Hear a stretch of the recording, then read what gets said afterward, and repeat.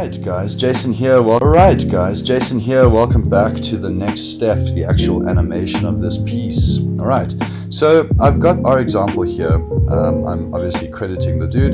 Don't be that guy. Always make sure that if you're going to recreate someone's work that you actually give them the credit they deserve.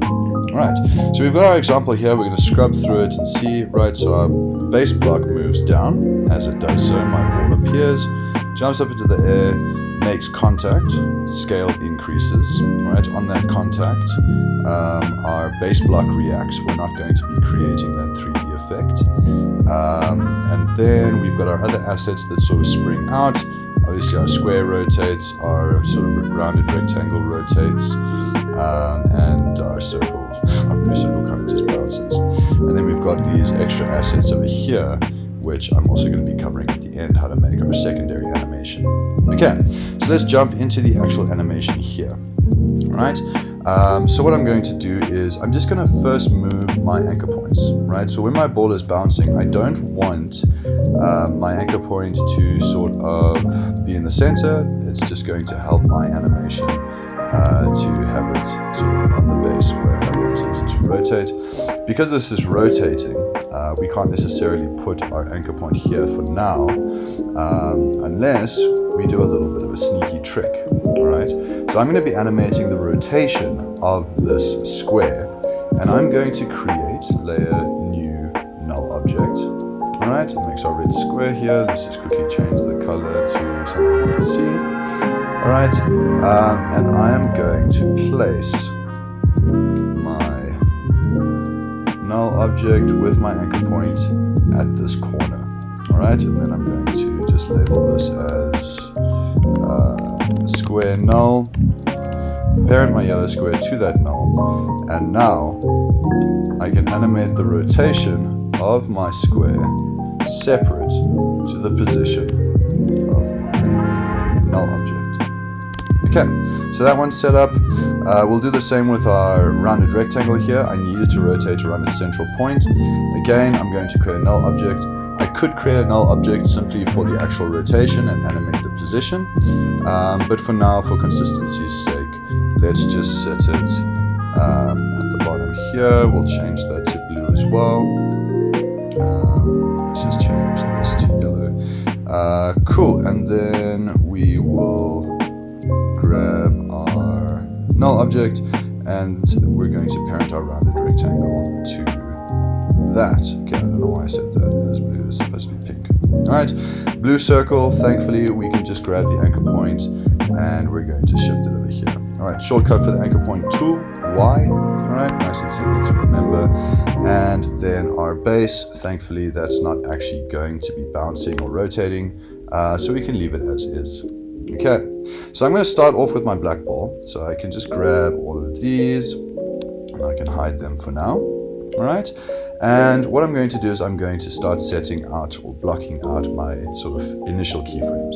Alright, so I'm going to start with the base. I'll hit P for position, and I will just create a keyframe.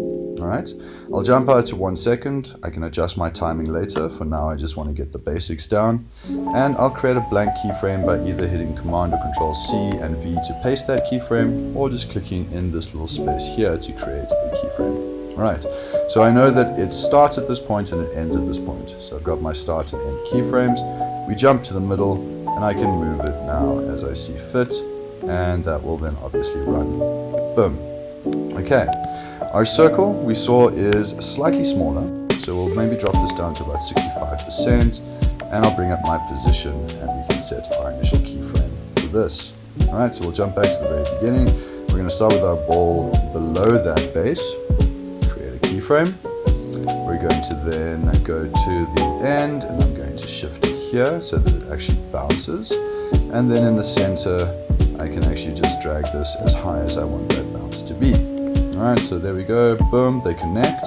I'm going to hit Shift S to sort of activate my scale, create a keyframe for that, and as it contacts, I want that to go to 100%. Alright, I'll just quickly jump out another second, and this is going to jump a bit higher, obviously.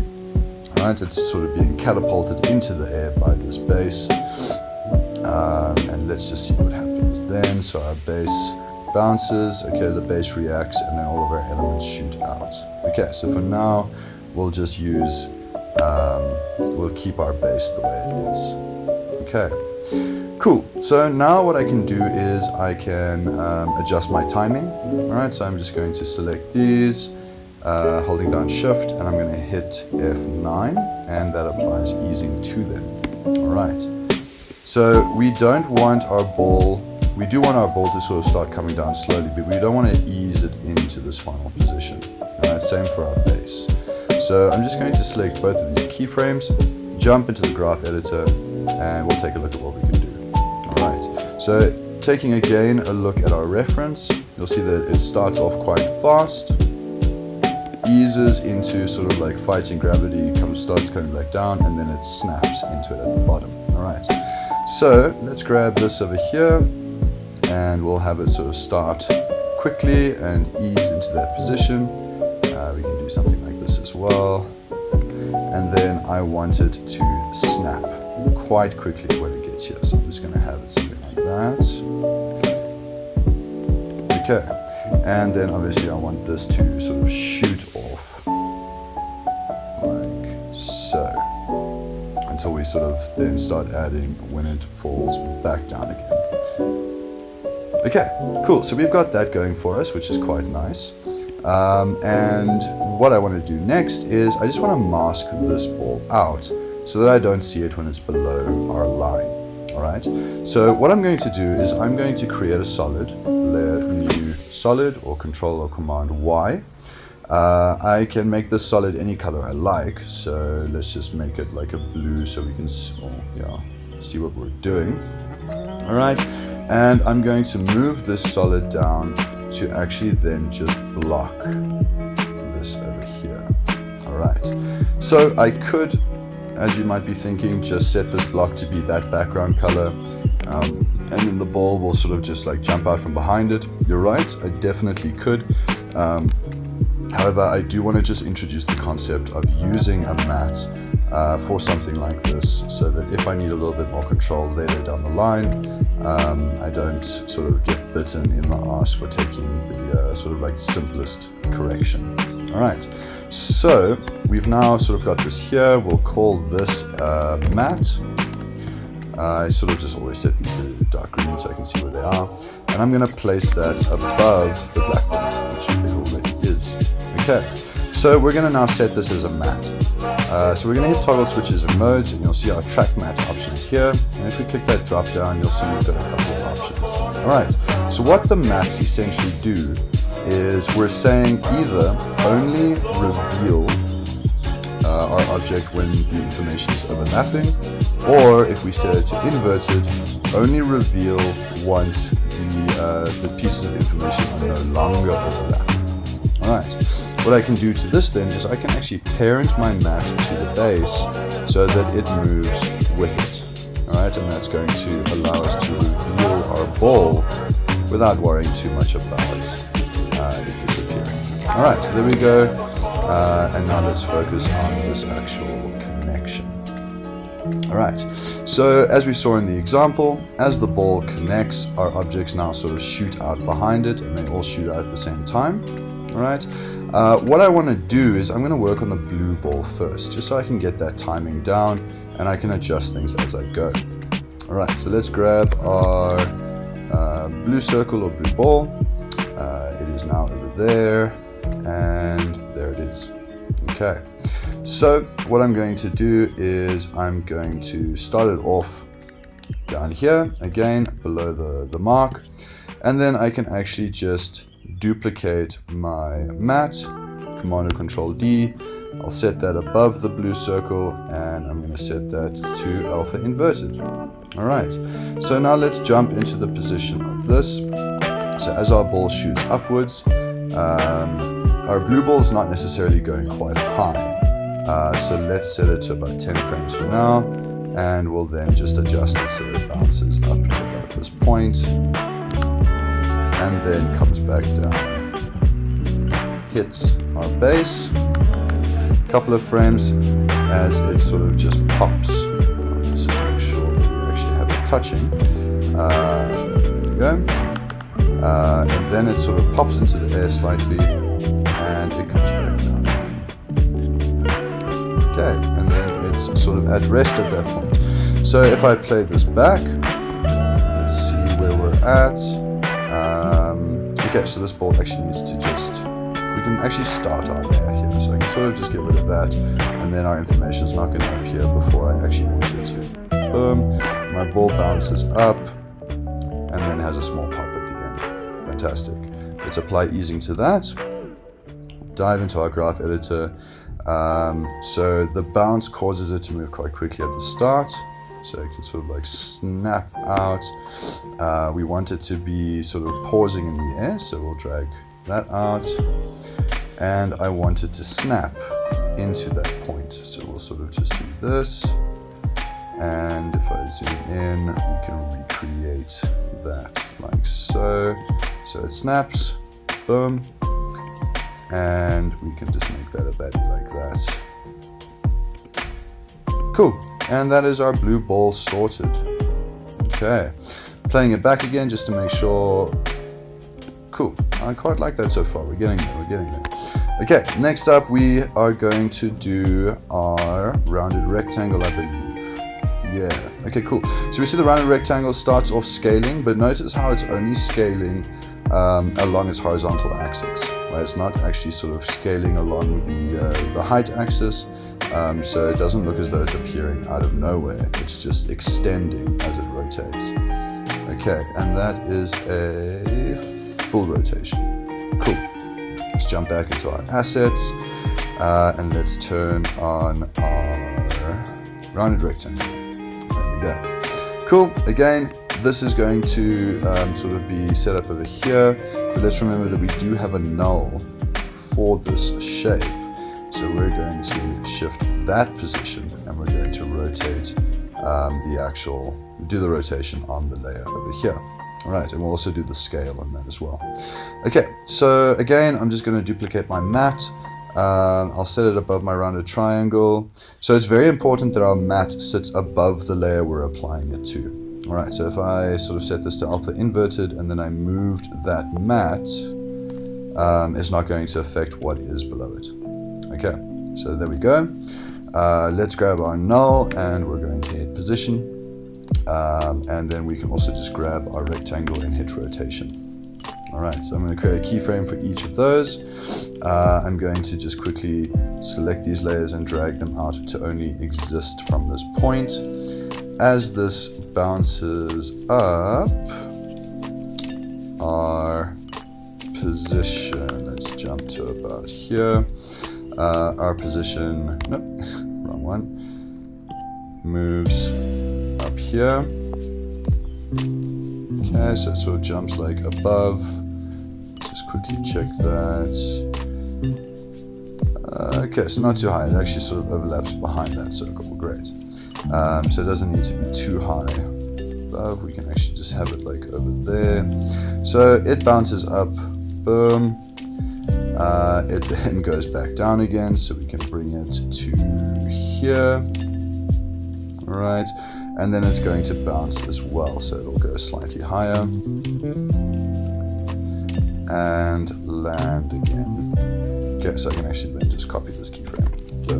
All right, so right now the overlap on this is quite off, so we're just going to adjust where our keyframes are sitting so that we actually give our ball time to land and have this little bounce.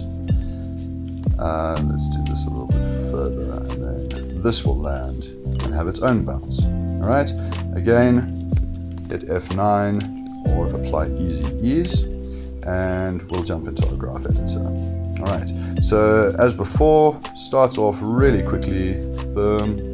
It then floats in the air as it fights gravity, then it snaps down, and final contact. Okay, so if we play that back, cool. Well, that's looking not too bad, and now I can actually adjust where these keyframes are sitting. Yeah, I think that they're sitting kind of in the right place for now. I can always go back and refine. Nah, it's kind of looking okay so far. Cool. cool. So next I'm going to do now my rotation and my scale. So we'll grab the actual rounded rectangle layer, drag this up so that you can maybe have a better view. I'll hold Shift S to adjust my scale, and I'm going to unlink my constraints. Alright, so what that's going to allow me to do is it's going to allow me to keep that there for now, play with this information sort of on its own. Alright, so you'll see that it is affecting our rounded sort of like rounded shapes. I can right click on that layer and create shapes from vector layer. And where do I put that? Just maybe put it up here. No. Okay, let's not do that. Apologies. Okay, so we are going to set sort of like this point here. As it gets into about mid-air, I think. Let's just quickly check that again. So the scale and rotation sort of just come to an end as our ball starts falling. So about there. Okay, so our scale is going to be there and our rotation is going to be there. Let's apply easing to both of these. And then if we jump back to the beginning, we're going to start our scale off along the y-axis, this object over here, and we're going to adjust our rotation to 1. Okay, and then that's going to have it rotate outwards. I don't think it's supposed to rotate that many times. I always struggle to count rotations. Let's see quickly. So it does 1 full rotation, which might mean kind of looking like it. Maybe we change that rather from 1 full rotation to maybe about like 270 degrees. Okay, it's looking a bit better, but it's obviously rotating the wrong direction, so I'm just going to adjust this number by putting a negative or minus in front of it. Is that right? Yeah, I believe so. Cool. Right, and then we can just adjust the easing of that as well. So let's have the actual scaling. Okay, well, I mean, it's fairly eased, so we'll just sort of spread that out so that it's more of something like this. Just kind of equal throughout.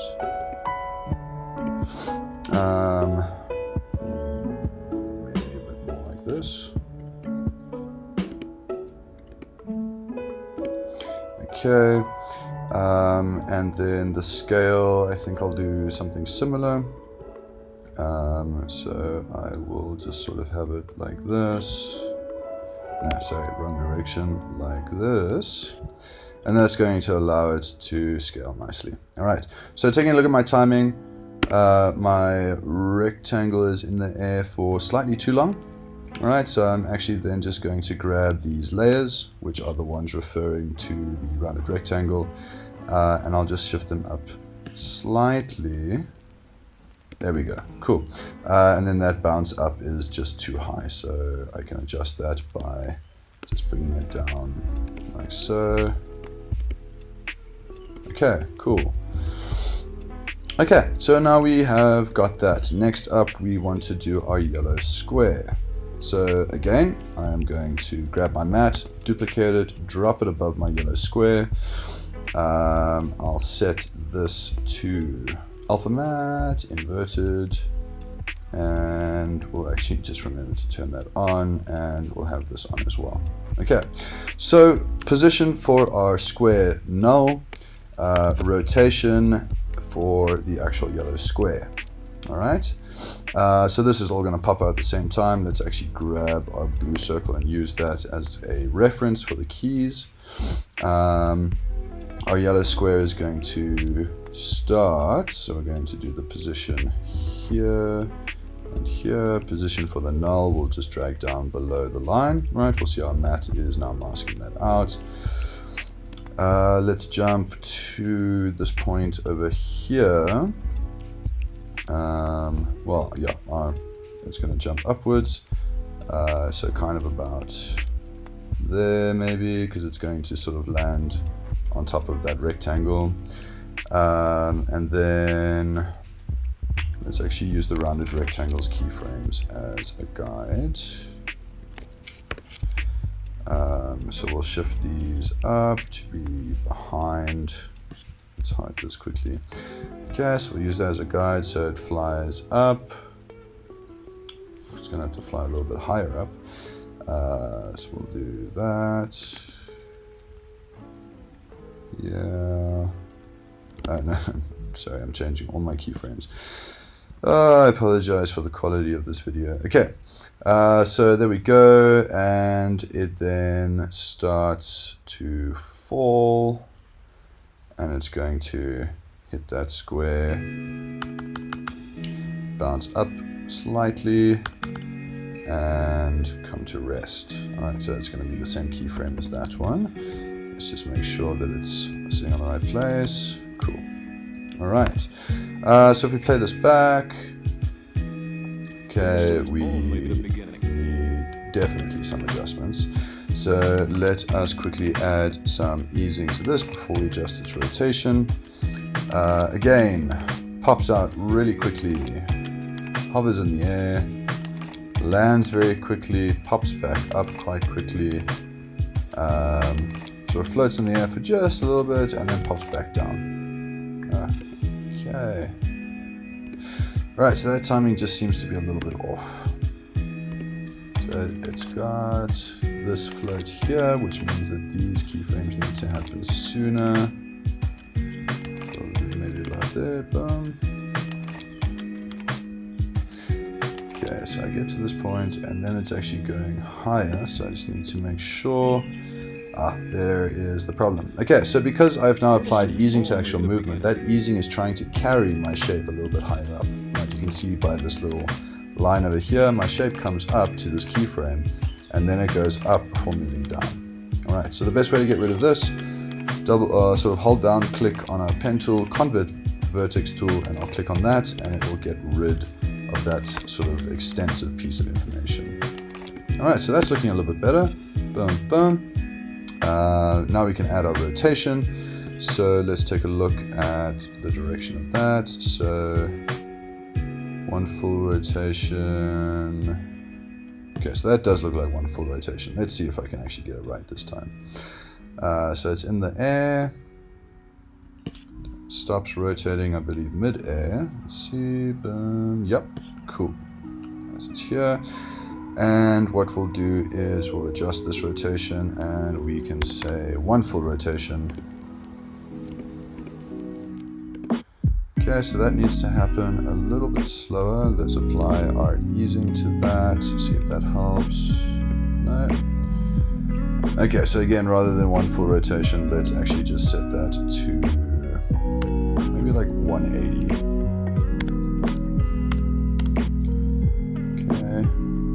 Cool, so that, yeah, that's looking a little bit better. Boom, boom, boom. Okay, so now we've done pretty much all of that. We need to jump back to our black ball so that we can get it to land correctly. Alright, so it jumps up into the air. Let's see. Boom. So that might take place over like too far a range. So let's just jump that up to here.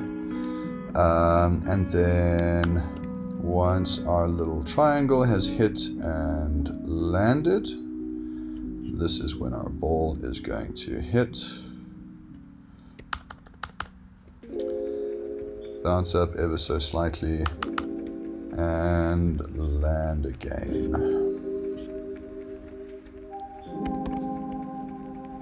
Okay, so if I play this back, it's definitely going to need some refinement, but let's take a look. Oh, that black ball looks hideous. Okay. Cool. So let's adjust that easing quickly and try and fix that up. Let's dive in here.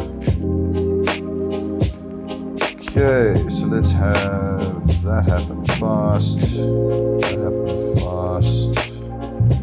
Like so. Same on this side.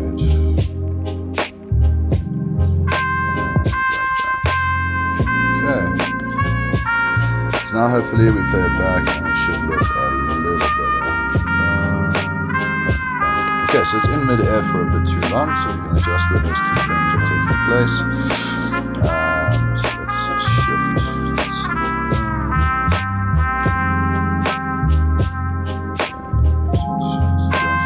Floats in mid-air. Let's adjust these keyframes so that they apply closer. Just before that, maybe. Okay, so that's kind of looking like our reference. Obviously our yellow square is disappearing there. So what we'll do is we'll actually just grab, and that's because I shortened the length of that mat. So I'm just going to grab these layers and drag them to where they actually begin. And this kind of layout in your timeline just helps you see where these actual layers are occurring as well. Alright. Boom, boom, boom. Okay, so it's kind of getting there. Let us now add our secondary animation. Okay, so we saw that. Let's just quickly see if I'm actually doing this work any justice. Kind of. Okay. So now we've got our secondary elements. Alright, let's jump back in here quickly and see. So you'll see that we have some multicolored lines. They shoot out and then trim away. And then we've actually also got little circles that grow and disappear into these trim lines as well. Okay, so let me introduce you, if you haven't heard of it before, to a concept called trim paths. Right? It's a really cool, useful little effect inside of After Effects. Come on, Jason, we can actually do this. There we go, and I'm going to lock these for now. Right, so we're going to see where that impact takes place. There it is. All right, and I'm going to grab my pen tool, and I'm just going to quickly draw out there to there. Right, with that selected, I'm just going to make sure that I don't have a full my stroke. Recurring his work, let's see what we've got here. So we've got yellow and purple lines. Cool. So this one can be yellow. I'll just make it the same yellow as that. And we can increase the stroke maybe to about 5. Alright. And I'm just going to call this line 1. Important to make sure that we keep our naming conventions correct. I'm going to duplicate that line, grab my rotation tool, set it in the opposite direction, and then just move it like so. This one can be purple. Okay. And I believe he's got, what, 3 lines? Yeah, yellow, purple, and then another yellow as well. Okay, cool. This one we can sort of just increase in scale. Let's just grab our anchor point and shift that to there. And then I can adjust scale. Well, it would be a bit easier if it actually drawn straight lines, but yeah. So we've got that. Let's duplicate this one as well. We'll just shift it out this way. Rotate it slightly. And we'll make that purple as well. Okay. Let's just get this to overlap there. And then we have one more yellow that also comes out. So duplicate that. Let's bring it sort of here. And that kind of comes out at this angle. All right. So I've got line 1, line 2, line 3, and line 4. Let's just quickly label these. Let's just make them like blue. No, they were already blue. So I'll just make them peach. And I'm going to drop it below the actual base. So they don't overlap with the shapes, do they? No, they don't. Okay, cool. And they actually sort of trim away before everything happens. So there pretty much. Okay, cool. So I'm going to select my line here. I'm going to hit this little drop down and I have this little add button. All right, and I'm going to add trim paths to that. Okay, so you'll see that our trim paths opens up some options here, and if I zoom in, you'll see that the start drags in that direction, right, end drags it down, okay, and then offset allows us to kind of just like shoot this through if we aren't sort of seeing the line all the way through. Okay, so these lines come out. and they trim paths away over like 5 frames. Okay, so let's do that. So this is where they would occur. Let's just quickly set this down to 0 and this back up to 100. And I'm going to just set 2 keyframes for each. 1, 2, 3, 4, 5. And I'm going to have this trim away in that direction.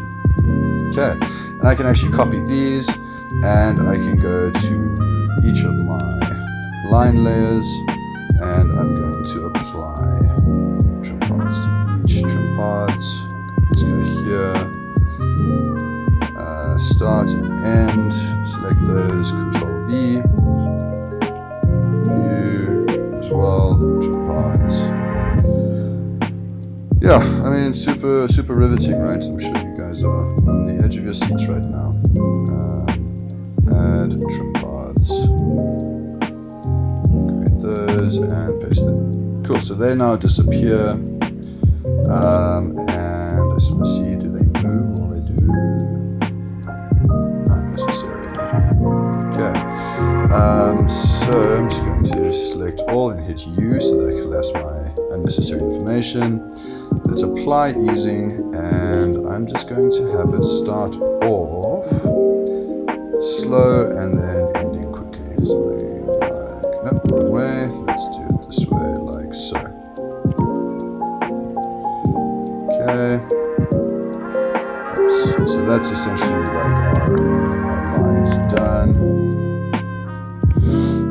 And obviously we just need to then adjust our start so that, or rather, sorry, our end there, and there.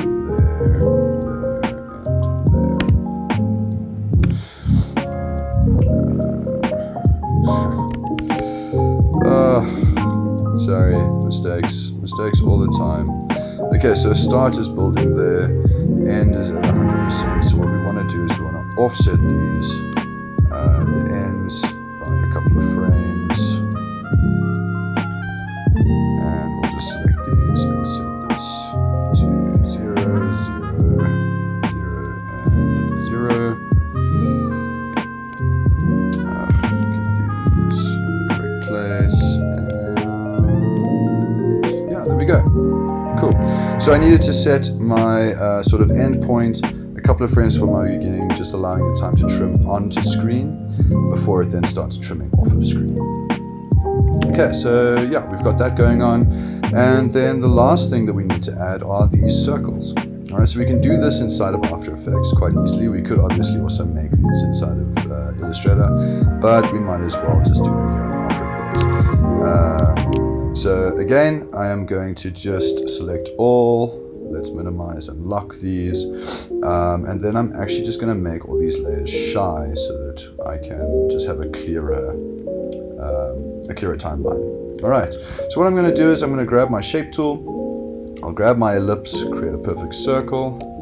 And I want it to be slightly larger than what I'm actually going to use because this is not a vectorized graphic.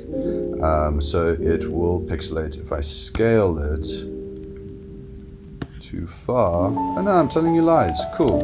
Used to. I'm just not used to these new confangled pieces of technology. Okay, cool. So I've got my circle. I'm going to make sure that my anchor point is set to the middle. I believe that these are blue. Yeah. No? Blue, purple, blue. Colorblind. Blue. Cool. So we can then just quickly select the color. We'll just hit this and might as well just try and make it something like that, a little bit brighter. Cool. Alright, so we've got this. We'll call it circle, and we can duplicate that, and that will auto label it as circle 2. And that's kind of going to pop out from below there and there. Let's just quickly fill that back up there. Yeah, so they sort of just grow out of the center, and then they pop, right? And they sort of just grow in scale. All right, so we'll start them off in the center like so. We can actually then just have both of their scales start off at 0. We'll just grab our position as well and start that. And then we can increase our scale back up to 100. we'll set this one going in this direction, and we can use this one going in that direction. Okay, cool. So those are they're gonna grow sort of from nothing, and then as they reach their end point, they are going to simply disappear. So we'll hit Shift T to bring up transparency. We'll sort of just have them 100% opaque or transparent, visible. That's the word I'm looking for. And then we can drop this down to 0, and they'll sort of just disappear. So boom. Let's apply some easing to that.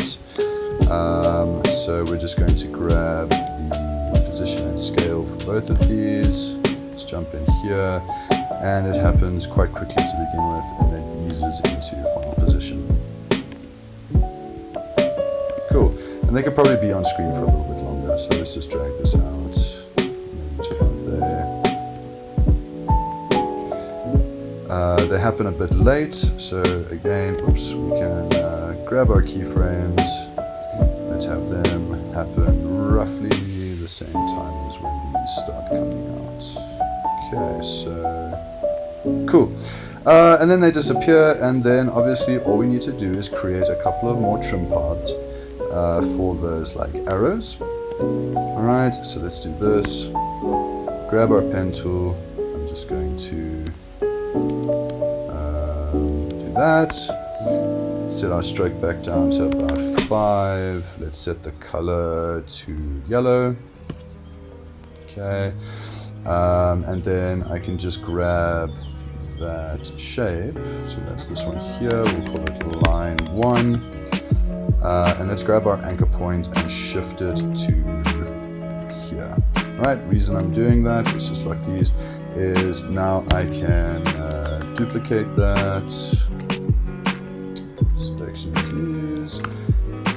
Okay, so duplicate that, bring it out. So we can duplicate that, bring it out. We'll duplicate that one and bring it out as well. And then I can just grab this rotation and just type in 45. I took mass look. Alright, I swear I know the basic cardinal points in degrees. Rotation, and we'll set this at like 180. And then this one can be 270. Yeah, okay, cool. I can just move these back into position like so.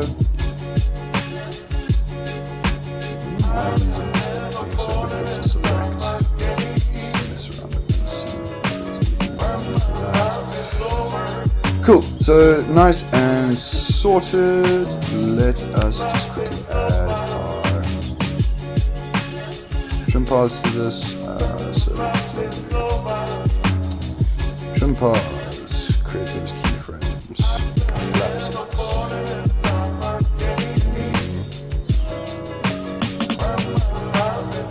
Add trim paths, riveting.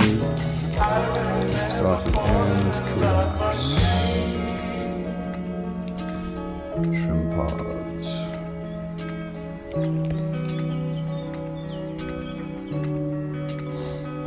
Okay, then again, trim paths. Do this and that, and cool.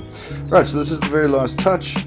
Let's see, so they simply just, okay, cool, so they do grow on and then they disappear. And one of them is larger than the other.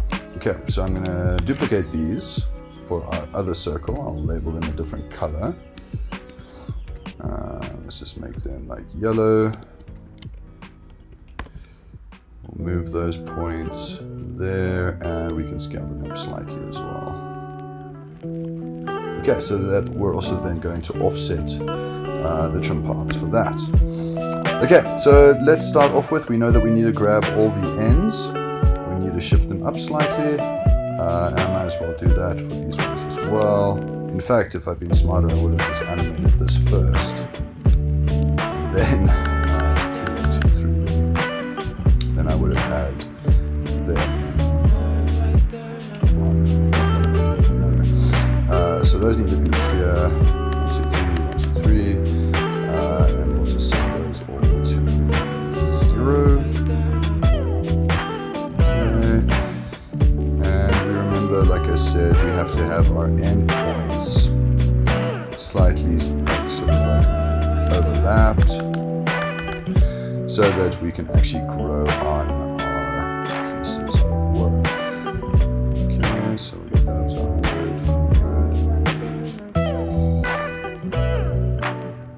Okay, and we'll just make sure that it's actually working. Yeah, cool. Okay, and we might as well then just apply easing to that. So let's do that. Okay, and we are going to just grab these layers over here. Well, first let's collapse these because I'm happy when they occur. Let's grab circle 2, and we'll just make sure that we overlap a little bit. So let's drag that out slightly, and then we can drag these out slightly as well. Okay, boom, sorted. Okay, now I'm not necessarily happy with where my, let's just go here, circle 2, and then circle 1 can be with those. Okay, so I'm not necessarily happy with the position of where this circle and stars are occurring, and I'm sort of, yeah, I could basically just move this, but in order to show you like a nicer, well, I believe like a nicer workaround, we'll just create a null object, place that in the center of the circle. We can parent our lines and our circle to that null, and we can then adjust where that circle goes without breaking its keyframes, its sort of position keyframe. Okay, so there we go, a nice recreation. Like I said, full credit to our inspiration, Marcello Amenesis. I'm sorry if I'm butchering that. Thank you for your work. I really enjoy the work that he puts out, so please do check it out. All right, and that is now our full animation. So it's going to come on screen, and that is where we're going to leave it. All right, we do have some examples that we're going to be looking at where we animate off screen, but for now, I'm happy with how this is sort of finished. So pop, pop, and let's have it actually end as it pops. All right, so then it can sort of just like cut to black, boom, video's done. Cool. Obviously now what we can do is we can save this and we can render it. What I would recommend doing, just to make sure that you have all your files, we click on File, we click on Dependencies, Collect Files, and it will ask to save your project. You can do that. I'll dump this onto the desktop and I'll just call this assignment 2 tutorial, and I'll just hit return. All right, it's going to collect all my assets. And now what I've got, if I, let's just save it here. Cool. So now I've got like an actual folder, assignment 2 tutorial. I have the work file, and I have my collected footage. All right, that way I don't need to worry about losing my video reference and losing my Illustrator assets. Okay, so that's it. Thanks very much for watching, and I'll see you guys in the next one. Ciao.